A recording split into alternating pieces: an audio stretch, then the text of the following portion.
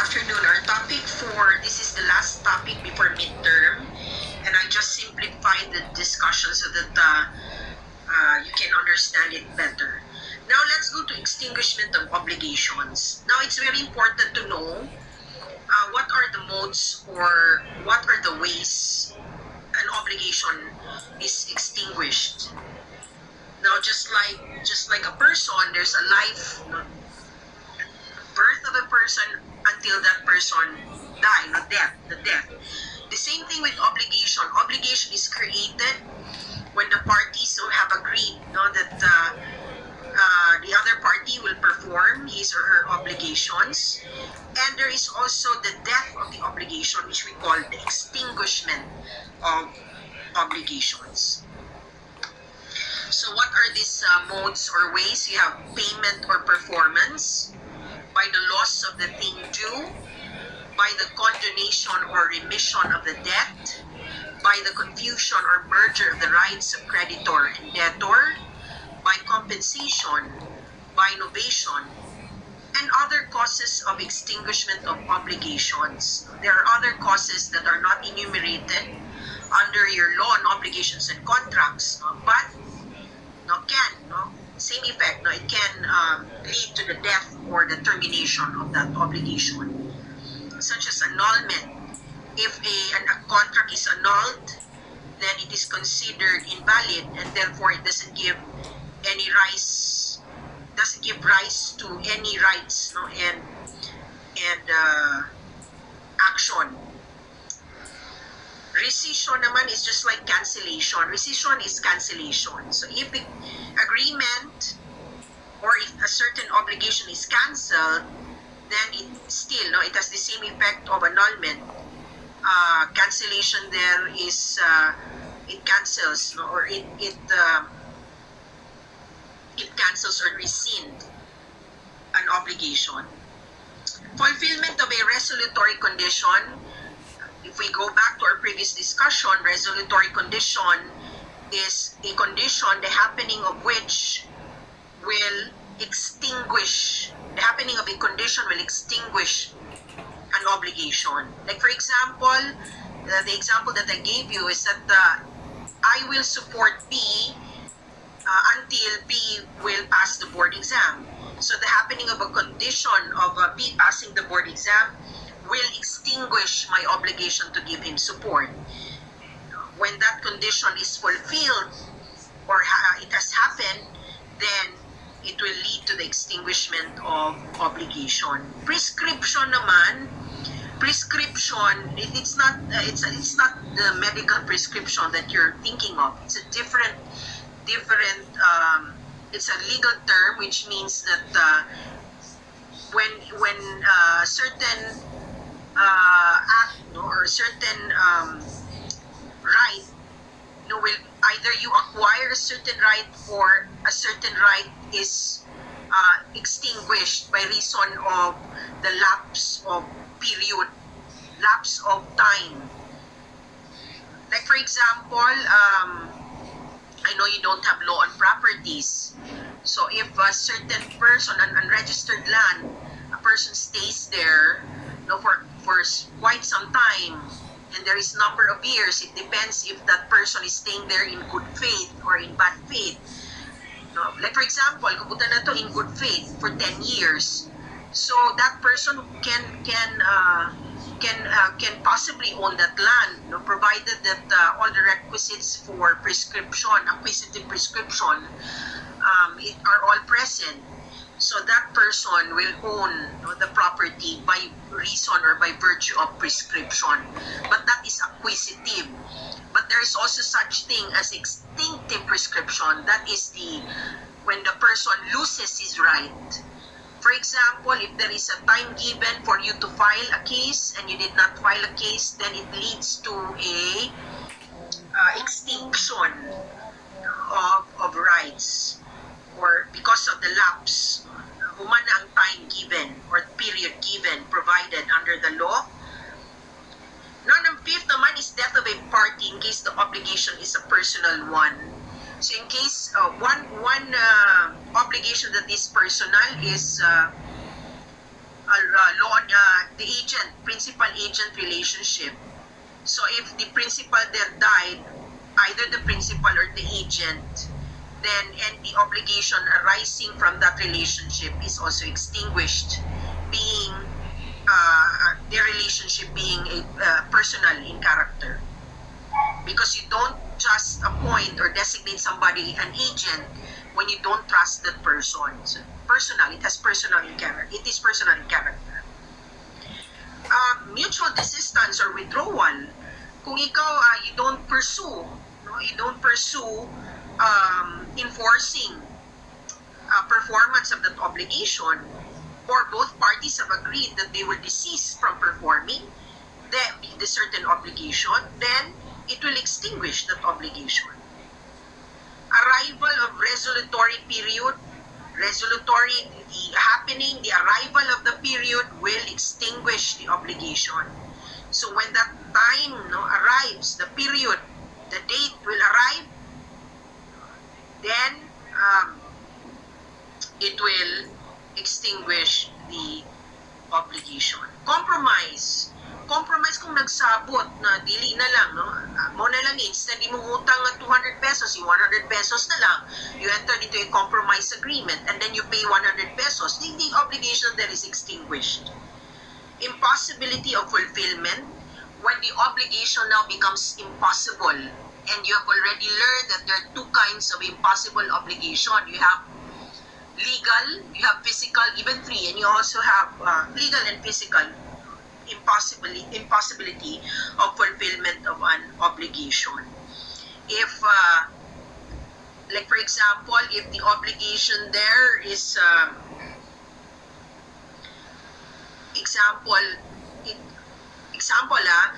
example that you're going to deliver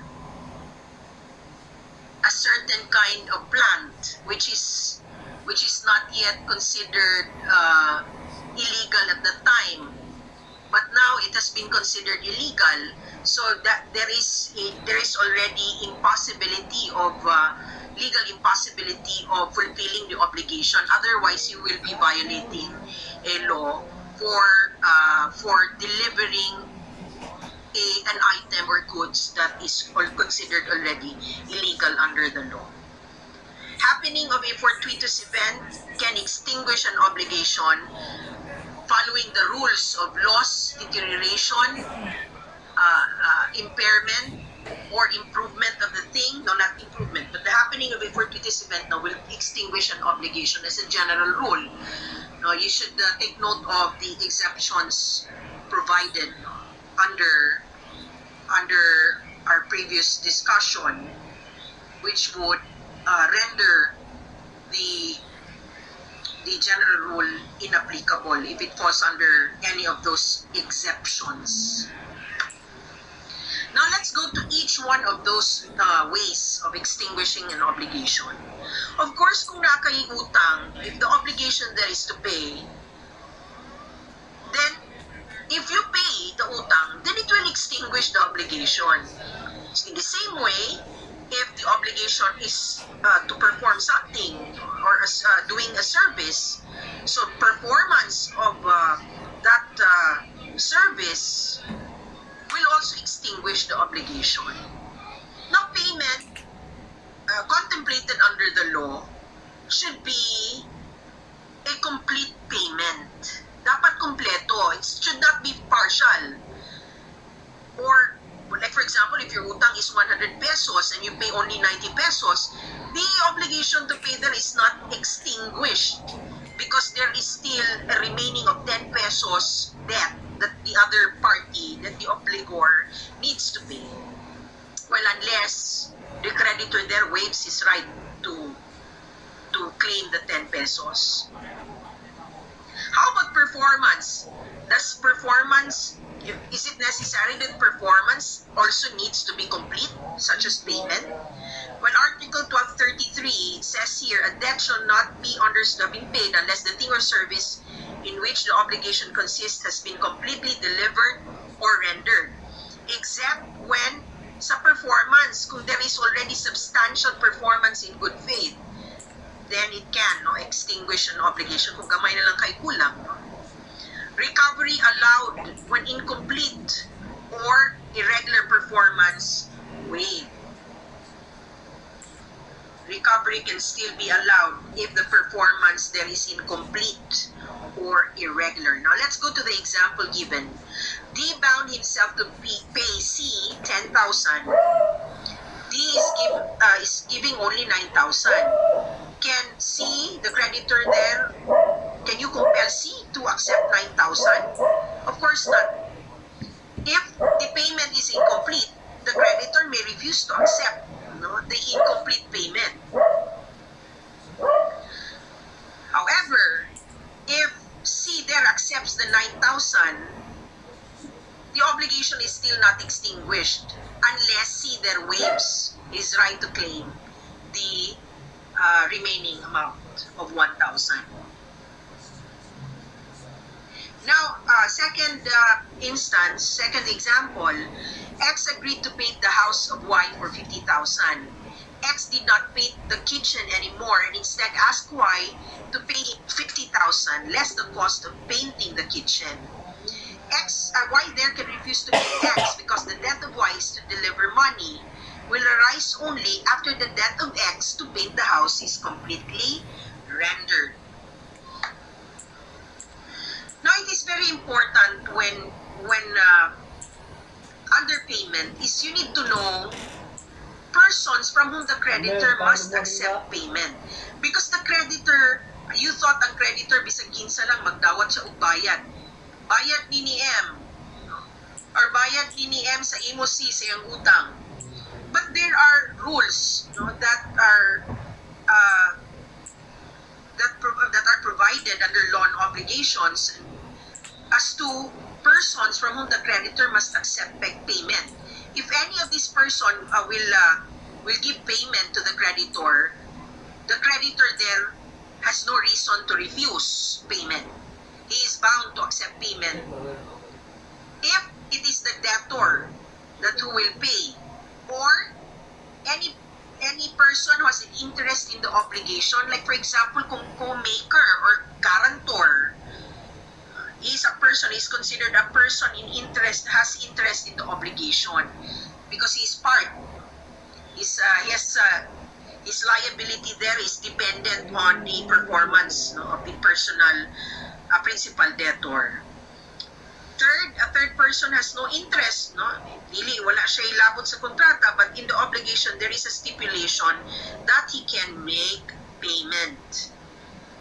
So again, the debtor, any person has an interest in the obligation, a third person has no interest in the obligation when there is a stipulation or agreement that he can make payment. Then in this kaninga mga tao, the creditor is bound to accept payment if the payment is coming from any of these three.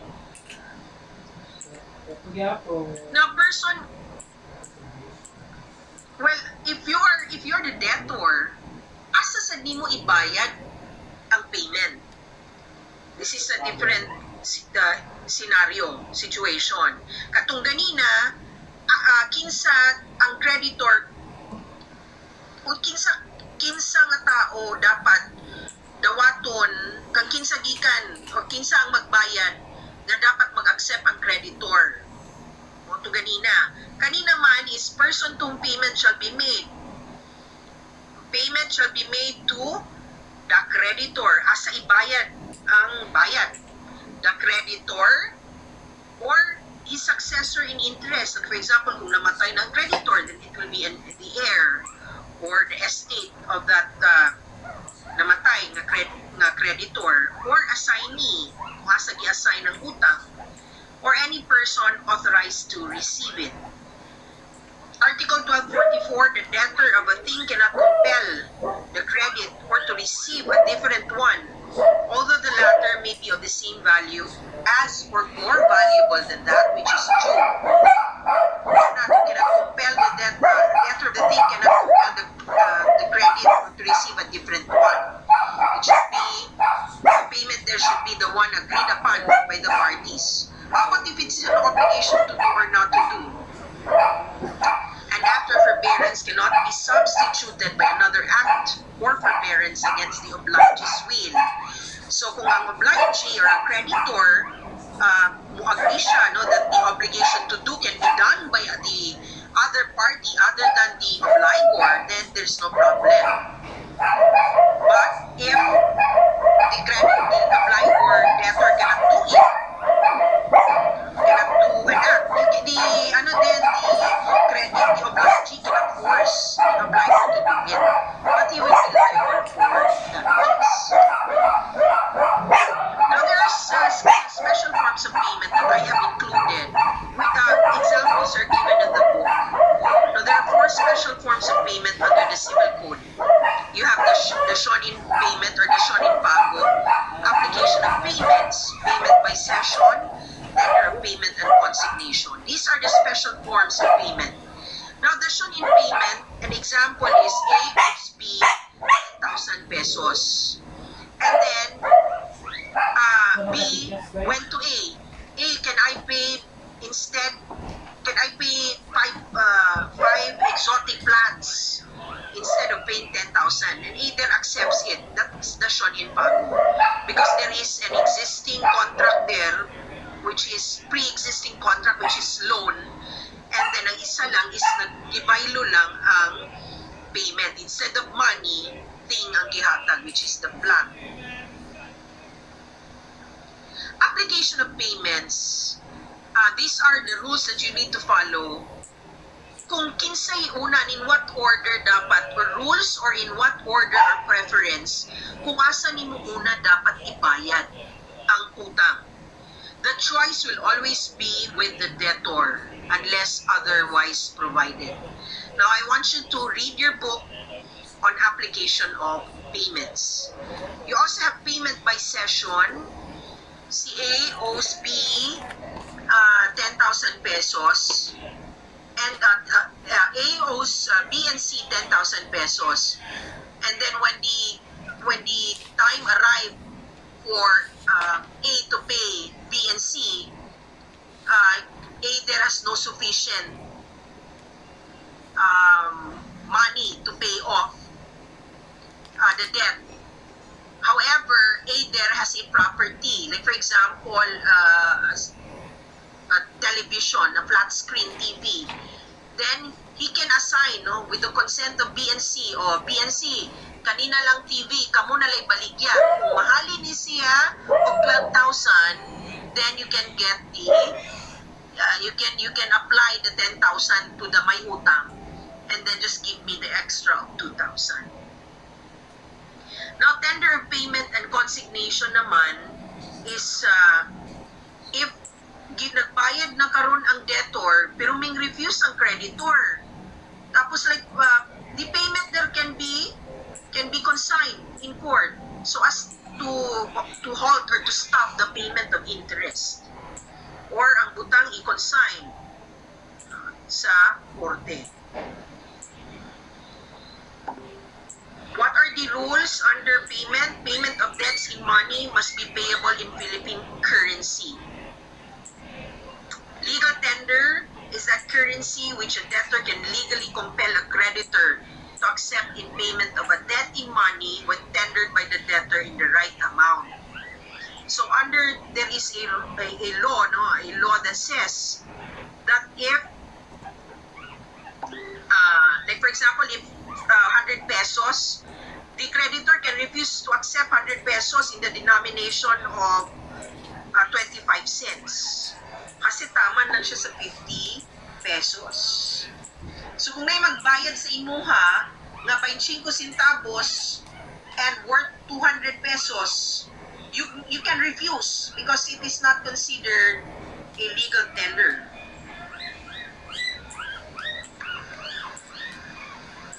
So humanita sa payment, kinsa ang mo dawat sa bayad, kinsa hatagan sa bayad. Then let's go to place where obligation shall be paid. Asa dapat nga lugar ibayad ang utang. So kung naisabot, if there is a stipulation, then the payment shall be made in the place designated. Kung walay sabot, then the thing to be delivered in is specific, then the payment shall be made at the place where the thing was at the perfection of the contract.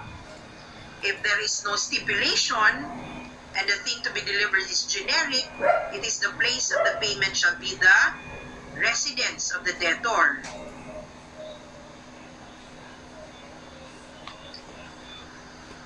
Okay.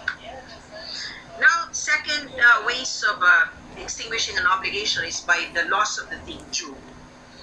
Of course naman, no, if the obligation there is to give, to deliver something, and then walang butang, it can extinguish the obligation. When can you consider a thing lost? When it goes out of commerce and or its existence is unknown or it cannot be recovered anymore. So we've learned that if the thing lost is specific, it will extinguish the obligation. But if the thing is generic or indeterminate, then the obligation to deliver the generic thing will not extinguish the obligation because generic thing never perishes. You can always look for a substitution of that thing. So what kind of thing, loss of the thing, that will extinguish an obligation? When the thing there is specific. The third one is condonation or remission of debt. Condonation from the word donation. Remission meaning waiving of the utang. Condonation or remission is the gratuitous renunciation by the creditor of his right against the debtor, resulting in the extinguishment of the latter's obligation in its entirety, or in that part of the same to which the renunciation refers. It is thus a form of donation. And let's look at the given example. May owes Dana 10,000. But Dana here told me, May, di na lang na ako paninglan, ako na lang na irigalo sa imo ang 10,000. So that is condonation or remission of the debt. So it will extinguish. It is good as if Dana there donated the amount to me as a gift. Not as a gift. Another way or means of or modes of extinguishing is what we call confusion or merger of the rights of the creditor and debtor. So ayaw lang mo ka-confuse, class. By the confusion or merger. So may pasabot kung mag-merge. When you say merge, diba? Kung example, if you're creating something, the layout ka, if you're going to merge a picture, mahimo siyang isa, right? Doa ka picture, himunin mong isa. Confusion or merger of the rights of creditor and debtor. So in this case, ang pasabutan na ang debtor na himong creditor. So it will extinguish the obligation. But we will check how will it extinguish the obligation. So confusion or merger is the meeting in one person of the qualities of creditor and debtor with respect to the same obligation. Example here, May the debtor owes Dana, the creditor, 10,000. Si Dana, kapuya naman niya sa 10,000, i-assign niya ang iyang right to Alex. Or Lex, atagin na lang kung 8,000, ikaw na maningil kang May. So Alex there is holding the promissory note. I-assign na po niya kang Greg for the same amount, 10,000. And then Greg assigns it to May.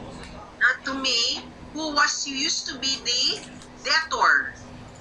Gi-assign. Si Greg naman karon ng utangan kang May, kina may utang si Greg kang May. May, dinalayo na lang kung paningli May. Imo na lang ning promissory note, naman kay promissory note, nag-issue kang Dina, i-quits na lang. Kay utangan man di gyapon ka kang Dina, kanina lang, instead nga magbayad ko sa imo ng 10,000. So there, in that case, May is the debtor and creditor. Therefore, obligation is extinguished. Debtor and creditor to the same obligation of paying 10,000. Compensation. When you say compensation, sweldo. No, it's not sweldo. Now, by compensation, you have a set of offset. Compensation is the extinguishment to the concurrent amount of the debts of two persons who in their own right are reciprocally principal debtors and creditors of each other. It involves the simultaneous balancing of two obligations in order to totally extinguish them if they are of the same amount or to the extent in which the amount of one is covered by that of the other, if of different amounts. So you have a total, excuse me, a situation of total compensation or a partial compensation. Now, total compensation. Example, A owes B the amount of 1,000. However, B owes A also the same amount. And then, both debts are due and payable today. Here, compensation takes place. Total compensation takes place. Murag nagbaylo, no? Si A, utangan kang B, same amount, due na karon. Si B, salutangan po sa same amount, due na karon. So, dili na sila magsingil. No? Parang sa in our own term, it's quits. Ay, utangan man gyapon ka sa ako, inalang ko bayre. Kato na lang ko ibayad. So, that's compensation. Now, there are instances, there is a situation wherein dili siya kompleto, dili siya total compensation, but just merely partial.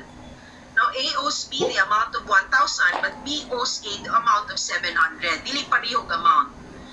Both debts are due and payable today. Here, the compensation takes place partially, that is, to the current amount of 700. So, A shall be liable to B for only 300 pesos. If the debts are of the same amount, there is a total compensation, just like we give the first example that I discussed.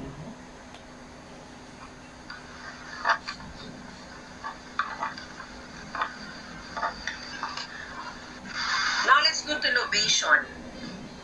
Novation. Now, what are the three instances? I'm sorry, no, sapaw-sapaw ang one. This is supposedly 1, 2, 3. There are three situations where an obligation can be modified or novated. Where the object that is changed or principal condition is changed. Example, Simon agreed to deliver to Ben a car, but subsequently, they have agreed to deliver a diamond ring instead of a car. If you look at the prior agreement, it is the object there is a car. No karon ilang giusab, no? They change it to a diamond ring instead of a car. So there is novation. Second, when there is substitution, substituting the person of the debtor, nag-substitute. Now, substitution is when the person of the debtor is substituted. Simon agreed to deliver to Ben a car, but subsequently, both parties agreed that the car will be delivered by Anna. Si Anna nakaroon ang debtor or the obligor of the obligation instead of Simon. So there is substitution. Simon is substituted by Anna. Subrogating or subrogation, on the other hand, is different. Subrogating a third person in the rights of the creditor. Kanina naman sa creditor. Subrogation when a third person is subrogated in the rights of the creditor. Now let's go to the example. Cathy will be subrogated to the rights of Ben. Si Cathy, na walay lapod sa agreement, but utangan siguro si Ben kay Cathy, tapos si Ben ingon, ikaw na lang ang mag-enforce sa rights. ipa-deliver si Simon